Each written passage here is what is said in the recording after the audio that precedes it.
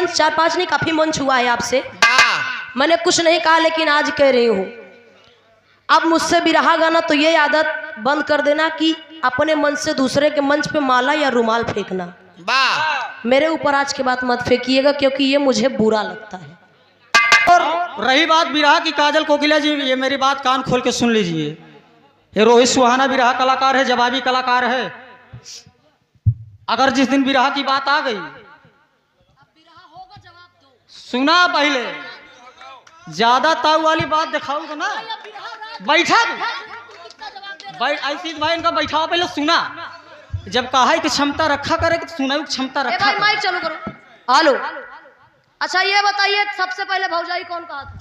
अरे तू छोड़ दी हूँ, तू कमन छोड़ दी हूँ भैया, हम तो बतिया तो कहा थे। सबसे पहले भौजाई कौन कहा था आप लोग बताओ। ये तो बतिया हम कहते हैं। और यार आज तक कोई कलाकार साला पैदा नहीं हुआ जिसको अगले कलाकार के गीत उसको पसंद आ जाए। सुना पहले का, सुना बैठा तोरी नहीं, हम नहीं बोला, सुना। और ये जवाबी कलाकार है, 8 कौड़ी में मंच छोड़ के भाग गए थे। और ये जवाबी कलाकार। क्या गाती हो तुम? बिरहा गाती हो? क्या गाती हो तुम? नहीं अब बताइए, यही 8 कौड़ी सूर्यभान गुरुजी, आशीष भाई, हेलो आशीष भाई जहाँ भी हो आप इनको पहले शांत कराइए। हम अपनी बात को रख रहे हैं, हमने इनको कुछ अपशब्द नहीं कहा। नहीं आपने अपनी मैं बात को रख रहा हूँ, तुमको कुछ अपशब्द नहीं कह रहा। दोनों कलाकार बंद कर दीजिए आप लोग प्रोग्राम। झगड़ा करने का मंच नहीं है। आप लोगों को सम्मान के लिए बुलाया गया है, गाना गाने के लिए। यहाँ झगड़ा नहीं कीजिएगा आप लोग। हाथ जोड़कर प्रार्थना है आप दोनों कलाकारों से। हेलो चाचा, हम कुछ अपशब्द नहीं कहा। 2 मिनट के लिए चालू करिए। अगर हमने कहा हो तो आप सब बता दीजिए। एक बात हम आप लोगों से कहना कह रहे हैं, मैं किसी को अपशब्द नहीं कह रहा हूँ। एक बात कहना चाहते हैं। काजल पहले बात सुन ला। हमारी बात पहले सुना, पहले बात सुना। हमारे मोबाइल में मैं आपको कॉल डिटेल दिखा देती हूँ। सब कोई आप लोग बैठ जाए, पहले बैठ जाए। सुना ए काजल, मैं बताना नहीं चाहती थी, मैं कॉल डिटेल देखिए आप लोग आपस में कार्यक्रम लिखा गया है। नहीं अब जब बात आ गई तो बात ही होगी। अच्छा, जब से ये कार्यक्रम लिखा गया है। हाँ बताइए।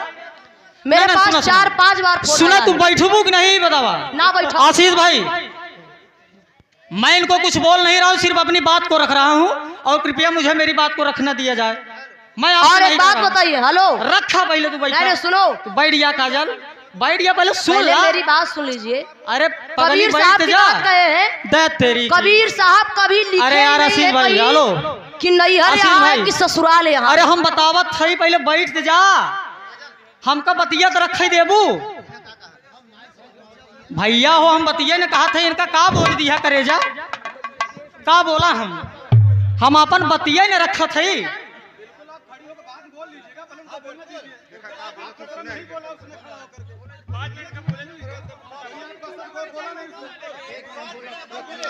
भाई हम बात को रख रहे हैं, हम लोग कुछ अशब्द गाया नहीं गाया मैंने। नहीं हम नहीं खड़े होते, सुनिए, हम ना खड़े होते जब इन्होंने कहा। सुना, बैठ जा, बात कहेंगे बस एक बात कहेंगे फिर हम बैठ जाएंगे। अरे सुनबू पहले, तू बैठ जा। हम तोहरी गाय नहीं बोला है, तोहरी गाय नहीं बोला, जिन बोला बस इतना ही हम कहा थे। दादाजी बैठ गया। हमका अपन बतिया रखे राजू, हम कहा थे, हम अपन बात ही नहीं रखा थे। हम हम भाई बात को रख रहे हैं, हम बैठ रहे हैं यार। एक बात मेरी सुन लीजिए बस। बैठ गया काजल, हम कहा थे बैठ गया प्रेम से। मैंने अरे पगली बैठ गया। हेलो हमका कहा अपन 1 मिनट के लिए मेरी बात सुन लो।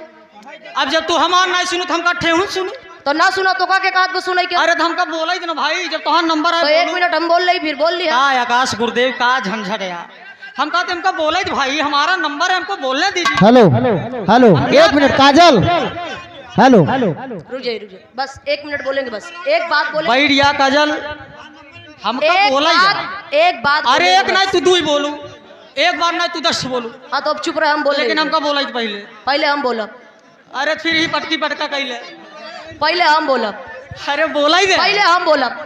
पहले हम बोला। अरे हमको बोला। काजल जी आप थोड़ा 5 मिनट रुक जाइए, भाई साहब का बात सुन लीजिए, आपको भी मौका मिलेगा 5 मिनट के लिए। कम से कम हमारा सम्मान करो। बैठ गया, बोले देखा का बोला। अरे बैठिए 5 मिनट। बढ़िया काजल, आप मौका नहीं करत है यार। नहीं काजल बैठ जाइए आप, बैठ जाइए। बस बोलो भैया, आप लोग अपनी अपनी जगह पर बैठ जाए। सभी यूट्यूबर भाई से प्रो रहेगा, अपनी अपनी जगह पर बैठ जाए आप लोग।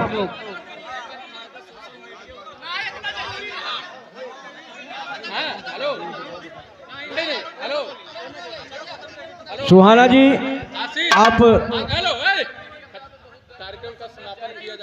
हेलो, एक मिनट, कुछ कहूंगा नहीं। हाँ बिल्कुल, आप सब तो नहीं बोलना भैया। मैं कुछ कहूंगा नहीं भाई। अरे कम से कम सुन लीजिए क्या कहना चाह रहे हैं, कम से कम सुन लीजिए, उसके बाद ये भी बोलेंगी ना। भाई बढ़िया बढ़िया मोर भैया, हाँ बराबर बराबर। बतिया हम यही कहे कि काजल हम कुछ यहर वहर नहीं कहा। हमने इसी बात को कहा कि कोई भी इंसान अगर पैदा हुआ है तो माँ की कोख से पैदा हुआ है। अगर जब वो माँ की कोख से पैदा हुआ तो ओकर नैहर यही बना। कौनो अगर लड़की, भाई एक मिनट, लड़की अगर सयान हो जात है, ओकर जब बियाह हो जात तो नैहर ससुरे जात है। तो जहाँ पैदा हुई है वो नैहर है ना। तो मित्रलोक नैहर भागिनाई कहो, हम जाने चाहे मित्रलोक नैहर भागिनाई। बिल्कुल। तो भैया हमारी बात कहाँ से गलत काटी जाती? हम यही कहे ना, तमाम संत की वाणियों में लिखा गया है, तमाम संत लोग बोले हैं कि ये नैहर है, सासुर ऊपर है। ये सत्य है। अगर कोई भी हो, कोई व्यक्ति हो, अगर संत की बात की बाणी काट रहे हैं, कबीर दास की बाणी काट रहे हैं आप, तो कितने बड़े बता दीजिएगा। ये संतों की बाणी है, कोई कलाकार नहीं बोलता, ये संतों की बाणी है। संत की बाणी है, कबीरदास ने लिखा है। ठीक लिखा है कबीरदास ने। अरे भैया शांत रहा। काजल जबरदस्ती बोलिए, गलत है। होई गया वो बिरहा होई।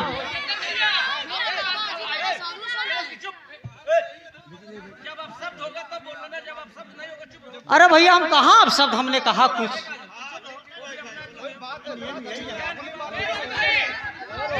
हेलो हेलो हेलो कभी जी मैंने अब शब्द कहा कुछ?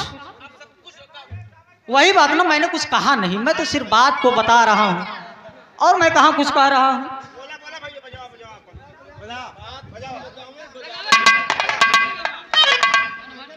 शांत रहा, शांत रहा। और रही बात, अब बात तो ढेर हो गई।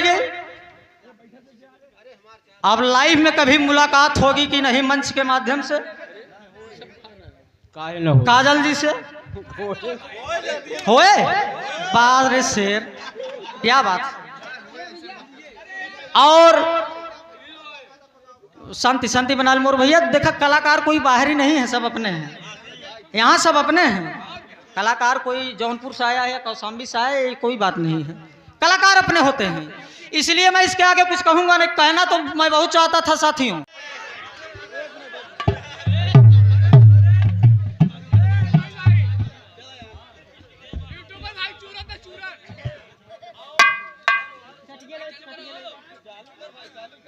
तो हेलो हेलो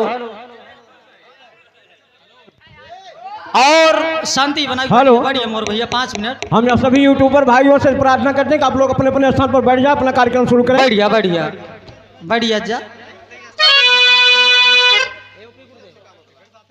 शांति का परिचय दें भैया आप लोग। ठीक है सुहाना जी, आप चालू करिए भैया। काजल कोकिला जी ने अभी बताया। 1 मिनट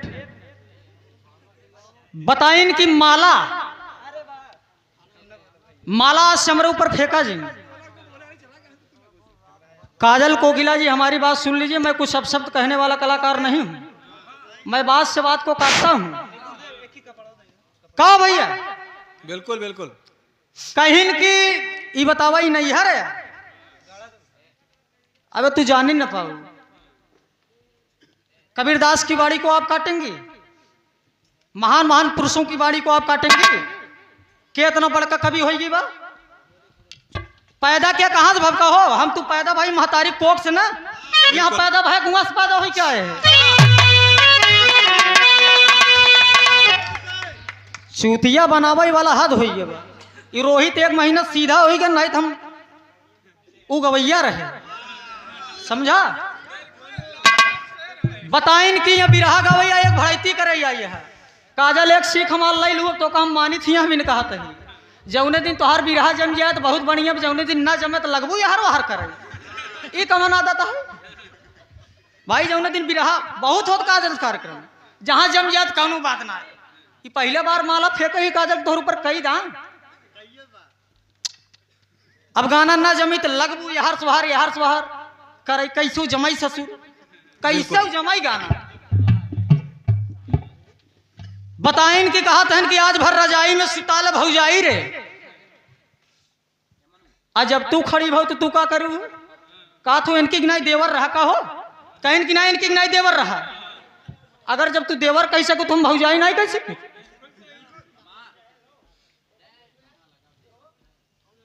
रोहित भैया जब काजल से बिरहा गाया करिए तो यहाँ से नहीं यहाँ से गाया करिए। आपने बिरहा गाया था भाई बहिनी के बियाह, हमने गाया था बेटी बाप का बियाह। फिर मैंने एक गीत बिरहा धरा, एक दुल्हन तीन दूल्हा। सर के ऊपर से निकल गई, पहुंच गए सुभाष चंद्र बोस जी और रेखा जी के पास। अब कहत का है लैला लैला बेलनवा और लैले ले हरे नैहर मऊज उड़ायू सीखू न सहुरवा ससुरवा एक दिन थुथुरी जाबू। अच्छा आप लोग बैठा ही बतावा इनसे तई पूछा नैहर बा कहाँ हो, नैहर कहाँ पर रोहित भैया।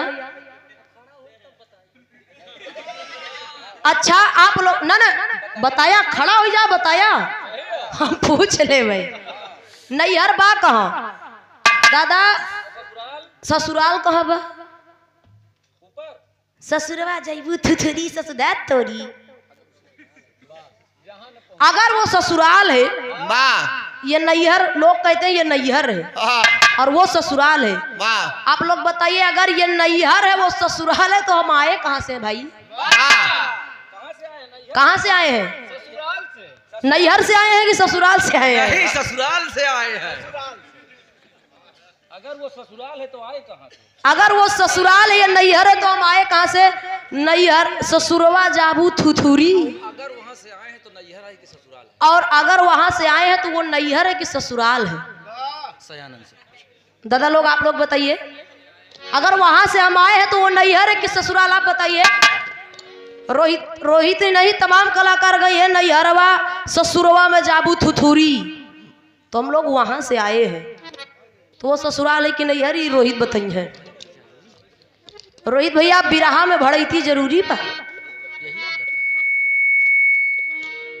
मैं तो आपको कुछ बोली भी नहीं, सम्मान से गा रही हूँ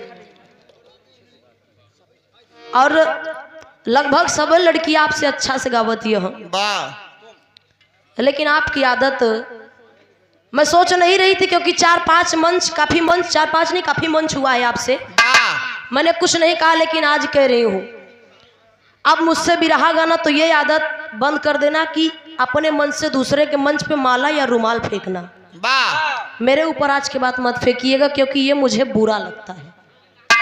भाई हम कहाँ किधर बैठे आप फेंक रहे हो यार, हमारे आंख में लग रहा है कि नाक में लग रहा है कि गाल पे लग रहा है, तुम्हें पता नहीं फेंक दे रहे हो, ये अच्छी बात नहीं है। और पहले जानिए कि नैहर कहाँ है तब ससुर में थुथुरे हो, ऐसे नहीं। आपने हमें मंच पे बुलाया, हम गए मंच पे। हेलो हेलो हे भैया, आपने मंच पे बुलाया, हम गए मंच पे और आपने गाया आज भौजाई, आज रात भर रजाई में रहाई देती हूँ भौजाई है। माने हम तुम्हार भौजाई यही सम्मान करने के बुलाए थे आप, मतलब हमका सम्मान करे के बुलाए रहन। आप लोग बतावा, ये अपने मुँह से कहे थे ना कि काजल मैं आपका सम्मान करना चाहती हूँ, आप मंच पे आइए। आप बुलाए तो मैं मंच पे गई। आशीष भैया आप बुलाए तो मैं मंच पे गई और मंच पे जाने के बाद आप कह रहे हैं कि रात भर रहाई देती हूँ रजाई में भौजाई, मतलब हम तुम्हार भौजाई यही। अरे तू बैठा दादा, नहीं ये सम्मान है। आप गा देते, मुझे मंच पे ना बुलाते तो आप गा देते, मैं बुरा न मत मानती, मैं बुरा नहीं कहती, लेकिन आपने मंच पे बुला के तब ऐसा कहा, इसलिए मुझे बुरा लगा भाई।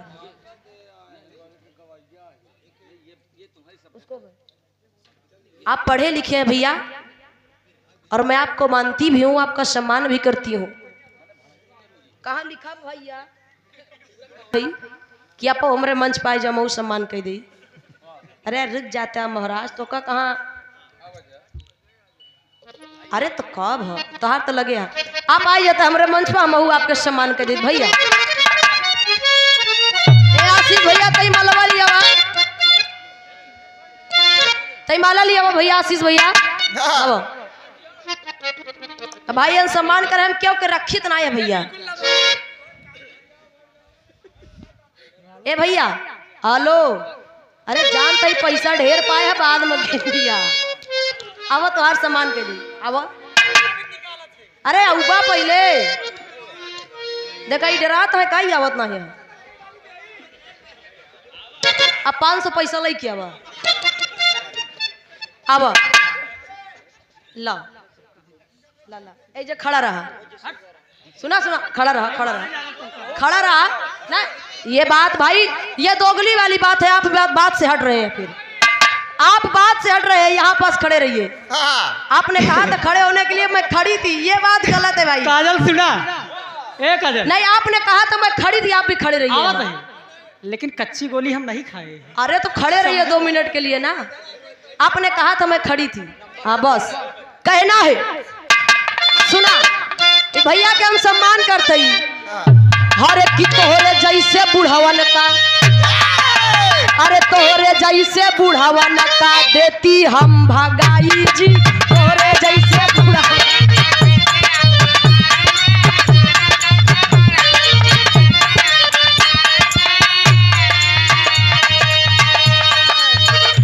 बार भौजाई हरे तोरे जैसे बुढ़ावन का देती हम भगाई जी, तोरे जैसे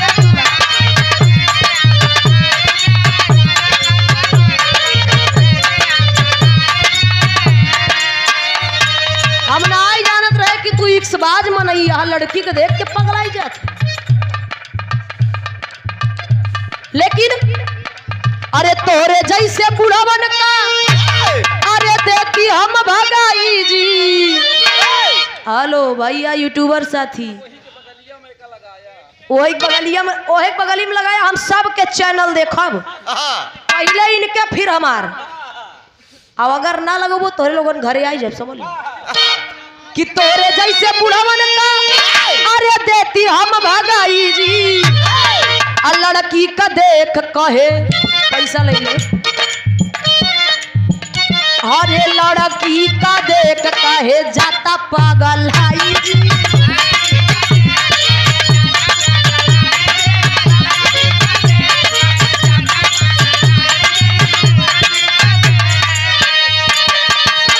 बस बस इतना ही, ज्यादा ना कहत है। ये आप रवि पिंटरेस्ट एंड साइबर सर्विस, आप भैया की तरफ से 100 रुपए का पुरस्कार बहुत बहुत पाम हो, आशीर्वाद। एन हमका बार बार कहता है पलट, बार बार कहता है पलट।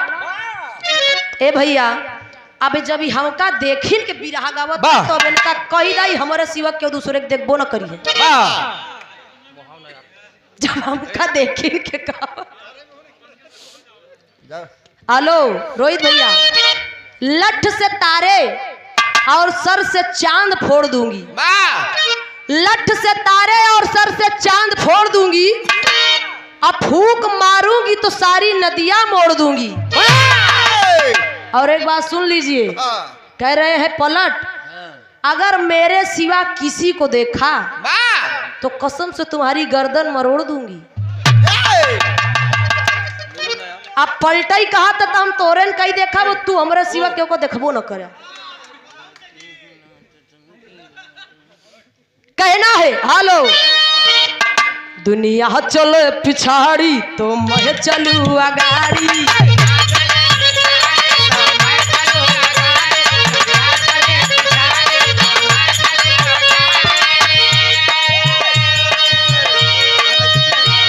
ऐसी नहीं हो काजल कोकिला, ऐसी नहीं है, हर खेल जानती हूँ मैं हूँ बड़ी।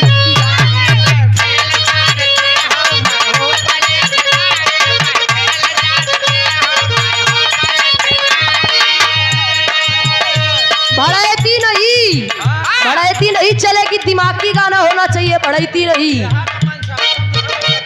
दुनिया चली पिछाड़ी तो मैं चलूं अगाड़ी, सब खेल जानती हूँ मैं हूँ बड़ी खिलाड़ी। जबड़ी मलक जाऊं मैं सबको ये सिखाऊं क्या, चिंता ता चिता चिता चिंता ता चिंता ता चिता चिता चिंता ता चिंता ता चिता चिता चिंता ता। आप रवि प्रिंटर्स एंड साइबर सर्विस 400 कम 500 रुपया का पुरस्कार, बहुत बहुत दाम आशीर्वाद बनाए रखे। ये हमारे कवि जी लिख रहे हैं। हेलो आशीष भैया आप भी गौर करिएगा और धीरज भैया आप भी। काकी से बोले काका तुम कहा बताई काका,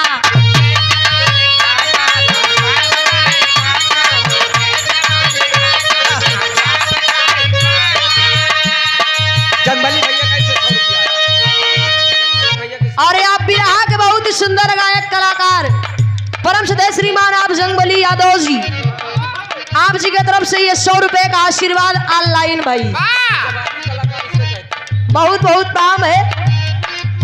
एक वीडियो फेसबुक पे बड़ा वायरल था, तब जंगबली गुरु जी चैलेंज भी दिए थे, हमने देखा है।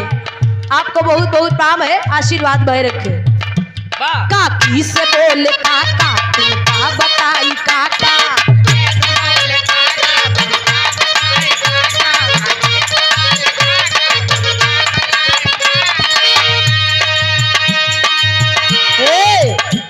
तुम का दिया धोखा का तुम का कभी रोका का,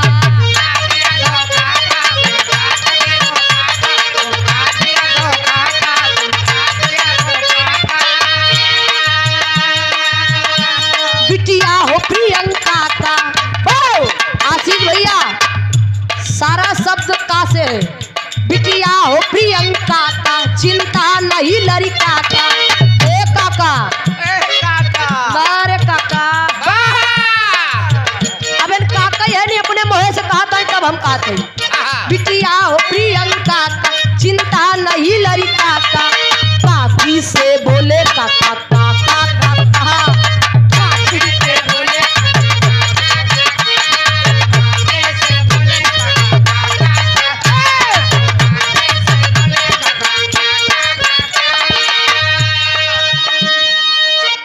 इतने के लिए रहल। एक गीत बड़ा बढ़िया गाए रहे न कि बहुत प्यार करते हैं तुमको सनम, गाए रहे पतो ही हमें यार, हम जाने तुहार बियाह हो नहीं भाई, तू पतोहू वाला हो गया।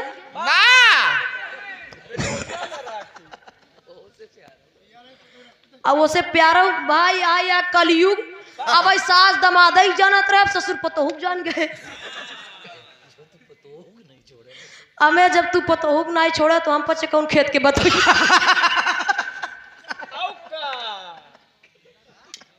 अब जब तू पतोहू से प्यार करा था तो हम पचे का खरी, बेटवा न राखी तो राख ले हम। अब तू राजा रघु भया सास से दुल्हन रख के तो राख सकता था भाई, पतोहू बिटिया के तरह होत बा, जैसे अपन बिटिया वैसे पतोहू बेटी की तरह होती है। खैर बड़ा सुंदर गीत सुने के मिलल, आ जाते इसे कुछ मनोरंजन उनके लिए। लेकिन हम नहीं कहूंगा, नहीं तो विवाद को बढ़ जाएगा, और ये मैं नहीं चाहता हूं कि विवाद बढ़े। अब जब कभी विवाद करे रहे तो दूसरा मंच लागे। और आकाश गुरुदेव के कहने से मैं कुछ नहीं कहूंगा, समाप्त कर रहा हूं। अगर उधर से अगर कुछ कहा जाएगा तो मैं खड़ा हो जाऊंगा तुरंत, लेकिन इसीलिए मैं बंद कर रहा हूं सिर्फ आकाश गुरुदेव के बात से, मैं कुछ नहीं कह रहा हूं। आइए कोई लाइन बजा दीजिए गुरुदेव। हाय हाय रे जिस भजन में राम का नाम न हो, हाय हाय रे जिस भजन में राम का नाम न हो, उस भजन को गाना ना चाहिए। जिस भजन में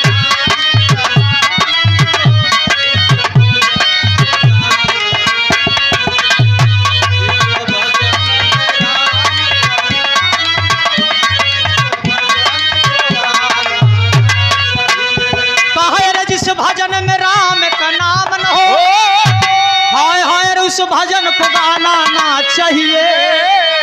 ए चाचा, अरे बिटिया के तनी भी प्यारी हो। सूरज बाबू, अरे बिटिया के तनी भी प्यारी हो, उससे घर घर घुमाना ना चाहिए। बिटिया के तनी भी प्यारी हो, उससे घर घर घुमाना ना चाहिए। बिटिया के तनी भी प्यारी हो, उससे घर घर घुमाना ना चाहिए। अरे बिटिया के तनी भी प्यारी हो, ए महीप गुरुदेव से घर घर घुमाना ना चाहिए। क्या ये सब ज्ञान वाली बात है? बिटिया कितनी भी प्यारी हो, उनका घरे घरे घुमावे ना चाहे। आ घरे घरे घुमाए को लबर चटनी भाई जाना। अरे बिटिया कितनी भी प्यारी हो, अरे उसे अक्सर घर घर घुमाना ना चाहिए। अरे बेटवा कितना भी प्यारा हो,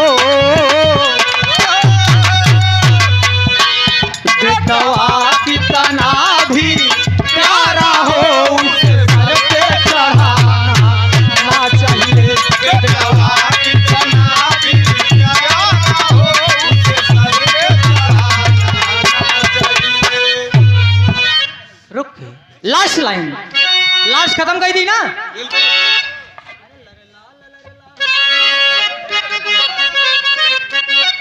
ये लाइन बा, हाय हाय अरे नरमी कलैया सुकुआर हो। अरे नरमी कलैया रे, हाय हाय अरे नरमी कलैया सुकुआर हो। अरे गड़ी जाला कंगनावा, नरमी कलैया सुकुआर हो।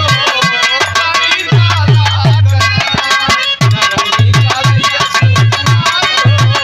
गड़ी जाला कंगनावा। लेकिन आज ये महफिल आशीष भाई ने सजाया है साथियों, और मैं चाहूंगा धर्म के बड़े भाई आप आशीष भाई मंच पे आ जाइए। धीरज भाई जहाँ कहीं भी हो मंच पे आई जा।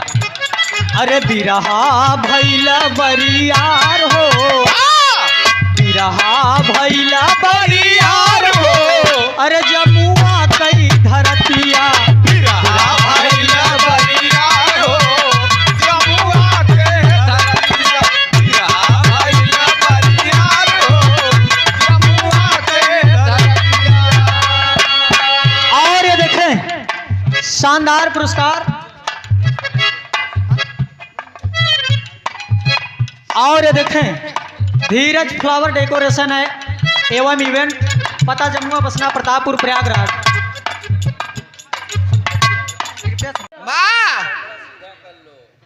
बा भैया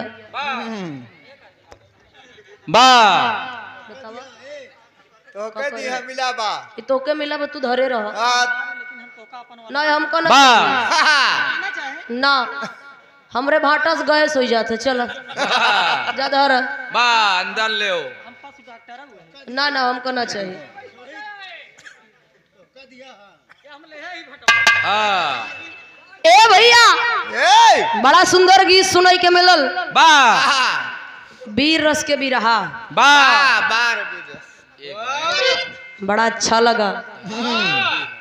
बा भैया, बड़ा बढ़िया बढ़िया धुन तर्ज। बा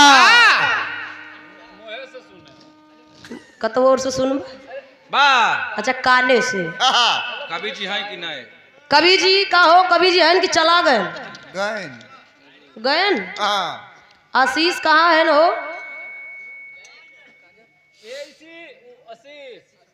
बा चले दे। अच्छा तो तू जा ना, हाँ तो का के रोके बा? हाँ बोन का देर होत बना भैया। नहीं बड़ा सुंदर गीत सुनाई के मिलल।